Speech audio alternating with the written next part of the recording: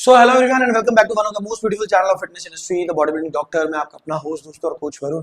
ये आज की तीसरी वीडियो है जो कि फ्राइडे को जाके अपलोड होगी। ठीक है, जब आप देख रहे होगे तो उस दिन फ्राइडे या सैटरडे ही होगा। तो हमने बहुत सारी वीडियोस बनाई, बहुत सारे हम क्वेश्चंस क्वेरीज के अकॉर्डिंग वीडियोस बननी शुरू हो गई। क्या क्वेरीज आ रही हैं, क्या लोग हमसे डेली बेसिस पे पूछते हैं, वो सभी चीजें हमारी कोशिश रहती है कवर हो जाए।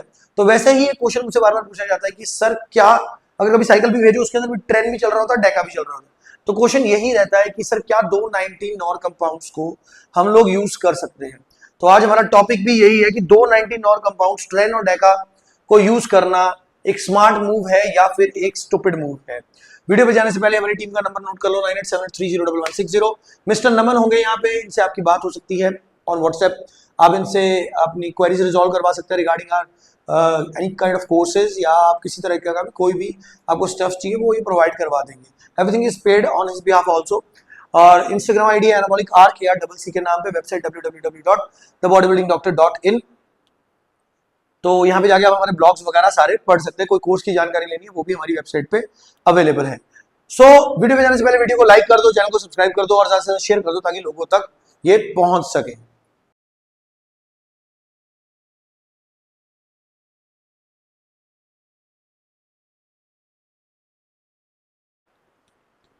सो welcome back to the video once again. 19 nor के ड्रग्स, इनके बारे में आपने बहुत सुना होगा। तो पहला पार्ट जो मैं इसमें डिस्कस करूंगा 19 नॉर को 19 नॉर बनाता क्या है, what makes a 19 nor a 19 nor. दोनों ट्रेन और नाइट्रोलोन यानी कि जिसको आप डेका भी बोल रहे हो, ट्रेन और नाइट्रोलोन दोनों ही 19 नॉर टेस्टोस्टेरोन डेरिवेटिव्स हैं। नॉर टेस्टोस्टेरोन, टेस्टोस्टेरोन नहीं होता है इनके अंदर। इनका मतलब क्या होता है, कार्बन 19th एटम से रिमूव कर दिया जाता है ताकि उसकी जो इंटरेक्शन है एंड्रोजन और प्रोजेस्टेरोन रिसेप्टर से चेंज हो जाए। हमने सिर्फ एंड्रोजन रिसेप्टर्स पढ़े होंगे या सुने होंगे, प्रोजेस्टेरोन या बहुत सारे रिसेप्टर्स बॉडी के अंदर ऑलरेडी प्रेजेंट होते हैं। जब 19th पॉइंट से कार्बन एटम रिमूव किया जाता है तो जो हमारा जो ड्रग है, जो ये 19 नॉर जिनको बोलते हैं, 19 नॉर मतलब कि 19th पोजीशन पे 19th पे वो ड्रग अवेलेबल ही नहीं, वो कार्बन एटम अवेलेबल ही नहीं है। सो जब हम ये बात करते हैं कि 19 नॉर है तो इसका मतलब है कि कार्बन 19 को 19th पॉइंट पे रिमूव कर दिया जाता है ताकि उनकी इंटरेक्शन जो है एंड्रोजन और प्रोजेस्टेरोन रिसेप्टर से डिफरेंट हो जाए। इसी वजह से उसके रिजल्ट्स और इफेक्ट्स, साइड इफेक्ट्स दोनों ही टेस्टोस्टेरोन से डिफरेंट होते हैं। ये जरूरी क्यों है, क्योंकि देखो जो स्ट्रक्चरल सिमिलैरिटी है ना इनकी, यही रीजन होता है कि ये ओवरलैप करते हैं साइड इफेक्ट्स में भी। जबकि बॉडी बिल्डर्स को ज्यादातर लगता है कि वो नॉर्मली डिफरेंट कंपाउंड्स यूज कर रहे हैं, लेकिन स्ट्रक्चर बेसिस पे दोनों मोस्ट प्रोबेबली सेम है, क्योंकि 19th पॉइंट से एटम को रिमूव कर दिया गया, कार्बन एटम को। एज ए रिजल्ट अब उनका स्ट्रक्चर जो दोनों का ही है, चाहे वो ट्रेन का है चाहे नाइट्रोलोन का है, ठीक है, दोनों के स्ट्रक्चर के अंदर 19th पॉइंट पे कार्बन एटम को रिमूव करने की वजह से अब उनका स्ट्रक्चर एग्जैक्टली सेम है। तो जो उनके रिजल्ट्स जो उनके साइड इफेक्ट्स होंगे वो भी ओवरलैप हो जाते हैं। इसी वजह से जब कोई इंसान इन दोनों को इकट्ठा चलाता है, वो ये सोचता है, बॉडी बिल्डर्स को ये लगता है कि हम इन दोनों को इकट्ठा चला रहे हैं, दोनों के रिजल्ट्स हमें मिलेंगे, लेकिन रिजल्ट्स की जगह पे दोनों के कंबाइंड साइड इफेक्ट्स हमें इसमें मिल जाते हैं। ठीक है, ये चीज आपको क्लियर होगी। तो सेकंड पार्ट में आता है लॉजिक बिहाइंड द स्टैक, कि अगर ये स्टूपिड मूव है या स्मार्ट मूव है तो क्या रीजन है कि लोग इसको यूज करते हैं। पहला रीजन इसके अंदर ये आता है, डेका हमारे जॉइंट को हेल्दी रखेगा लेकिन ट्रेन हमें एक अच्छी हार्ड लुक देगा। ये बहुत से लोगों का मिथ है, ठीक है, और ये एक फैंटेसी है लोगों की कि उनको रिब्ड भी दिखना है, बड़े भी, हम बोलते हैं ना ह्यूज एंड रिब्ड, तो वो फैंटेसी लोग लेके घूमते हैं कि getting smooth, pain free bulking क्यों होगी, क्योंकि डेका लग रहा है। डेका का मतलब क्या है कि वो आपके जॉइंट्स को लुब्रिकेटेड रखता है और आपको पेन नहीं होती, आप हैवी लिफ्ट भी करते हो, प्लस शेडेड फ्री लुक। ये जो शेडेड लुक है ये आपको देगा आपका ट्रेन। अब लोगों को क्या लगता है कि मैंने डेका भी यूज कर रहा हूं और ट्रेन भी यूज कर रहा हूं, तो दोनों को कंबाइन करने से मुझे जो रिजल्ट मिलेंगे वो एक अल्टीमेट लेवल के गॉड लेवल रिजल्ट्स मिलेंगे, जो कि गलत है। क्योंकि डेका आपके मैं मानता हूं कि डेका आपके जॉइंट्स को, नीज को, एल्बोज को हेल्दी रखता है, लेकिन जब आप इन दोनों को कंबाइन करते हो तो दोनों का जो 19 नॉट ड्रग है, दोनों एक ही फैमिली के ड्रग हैं, ठीक है, भाई भाई है दोनों, दोनों एक ही फैमिली के ड्रग है, तो ऑब्वियसली बात है उनका बेसिक स्ट्रक्चर सेम है, तो उनके साइड इफेक्ट सेम होंगे। ठीक है, तो यहां पे इन दोनों को कंबाइन करने से आपको साइड इफेक्ट्स मिलेंगे। तो रियलिटी में क्या हो रहा है, सोच हम रहे हैं कि हमें ये चीजें मिलेंगी, smooth, pain free, bulking and shaded look, लेकिन हमें हो क्या रहा है, हम दो प्रोजेस्टिन्स को कंबाइन कर रहे हैं जो कैपेबल हैं सेम हार्मोनल प्रॉब्लम्स के लिए। क्योंकि ट्रेंड के साथ भी गायनो होता है और हमारे उसके साथ क्या बोलते हैं डेका के साथ भी गायनो होता है, लेकिन दोनों के पैटर्न्स डिफरेंट है। डेका के साथ एस्ट्रोजन बढ़ेगा, ट्रेन के साथ हमारा प्रोलैक्टिन बढ़ेगा। अब इसको हम ऐसे भी देख सकते हैं, एक फैमिली के दो बच्चे हैं, दोनों के मतलब चीजें अलग अलग है, लेकिन कुछ हरकतें दोनों की मिल रही होती हैं, ठीक है। वही चीज यहाँ पे आ जाती है कि ट्रेन और डेका सेम फैमिली को बिलोंग करते हैं, वो कैपेबल हैं सेम तरह के हार्मोनल प्रॉब्लम्स के लिए। तो कभी कोई आपका कोई क्लाइंट है, आपका कोई नोन है, वो ये बोल रहा है कि मुझे ट्रेन और डेका चलाना है, मैं चला रहा हूं तो मुझे ये रिजल्ट्स, ये प्रॉब्लम्स आ रही हैं, तो उसे बताओ कि दोनों सेम फैमिली के हैं तो प्रॉब्लम्स आएंगी ही आएंगी। होता ना कि हम बोलते विचार सेम नहीं है, दोनों के दो भाई हैं, दोनों के विचार अलग अलग है, एक तरफ चल रहा है तो दूसरा दूसरी बात बोल रहा है, तो वो कंसेप्ट यहाँ पे लगता है, ठीक है। नॉर्मल लाइफ का बता दिया मैंने। पार्ट नंबर 3 में hormonal change reaction, hormonal chain reaction, sorry. सबसे पहला estrogen, deca aromatize to estrogen at about 20% of testosterone rate. Deca जो है वो एस्ट्रोजन में चेंज होगा ही होगा, अरोमेटाइज होगा ही होगा। 20% जितनी स्पीड से टेस्टोस्टेरोन होता है उसकी 20% स्पीड से होगा, लेकिन होगा। जहां पे ट्रेन है वो अरोमेटाइज तो नहीं होता, लेकिन वो आपको बाकी प्रॉब्लम जरूर है। इसका tren does not aromatize but doesn't save you. ये नहीं है कि अगर हम बोलते हैं कि ट्रेन अरोमेटाइज नहीं हो रहा, एस्ट्रोजन की कन्वर्जन नहीं कर रहा, तो हमें दिक्कतें नहीं आएंगी। दिक्कतें आएंगी क्योंकि वो भले ही आपका एस्ट्रोजन में नहीं चेंज हो रहा, उसके बहुत सारे और फीचर्स हैं, जैसे कि प्रोलैक्टिन में चेंज हो रहा।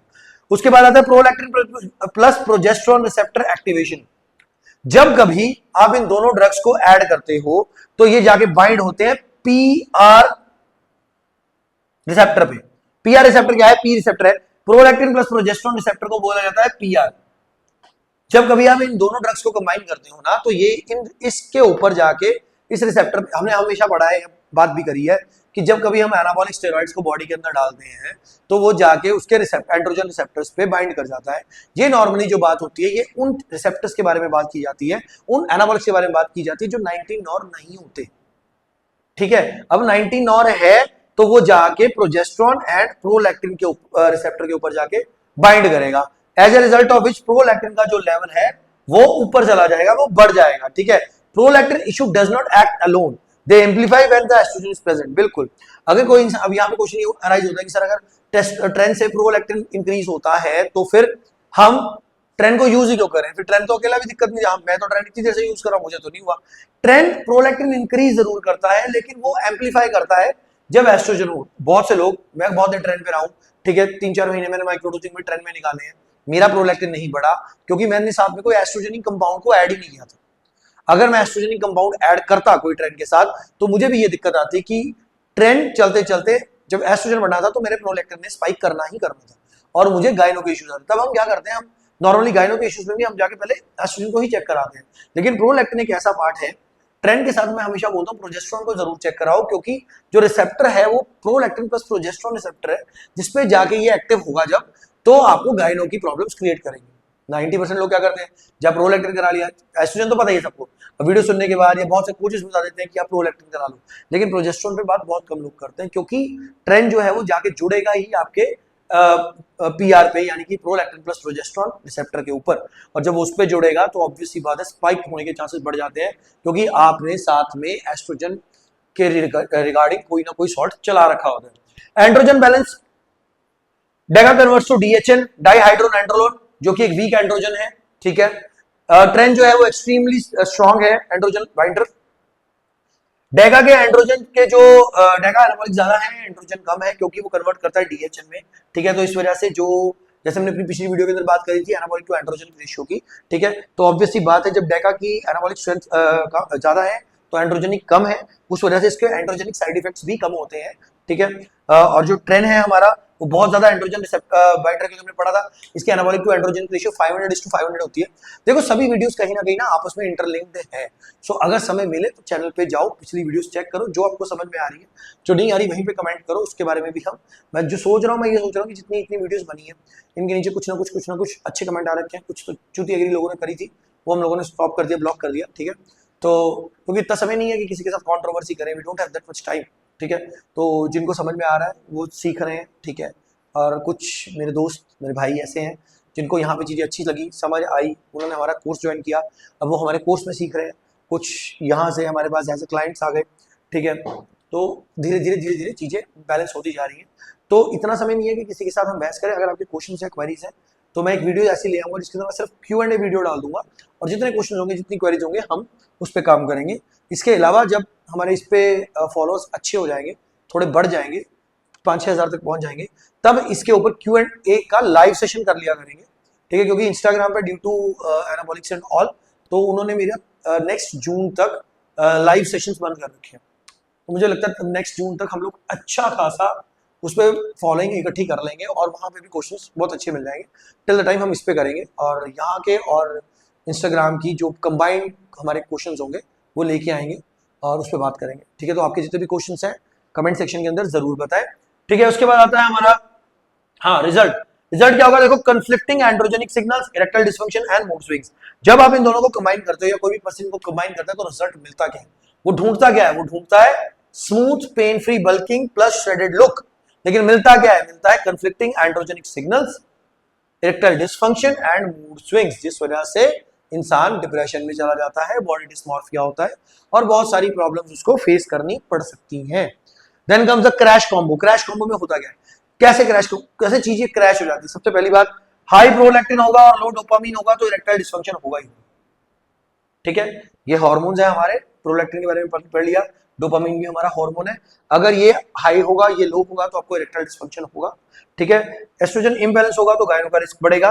ट्रेन न्यूरोसिटी और डेका लेथार्जी, ये दोनों चीजें आपको होंगी जब आप ये दोनों चीज चलाओगे ना। ट्रेन की जो न्यूरोटॉक्सिसिटी है वो आपको फील होगी, प्लस डेका आपको लेथार्जिक बनाएगा, यानी कि आपको थका देगा, ठीक है। तो आपको कैसा फील होगा, फ्लैट, एंग्शियस और डिप्रेस्ड। हमेशा आपको लगेगा कि मैं सो जाऊं या कुछ ऐसा कर लूं, ठीक है।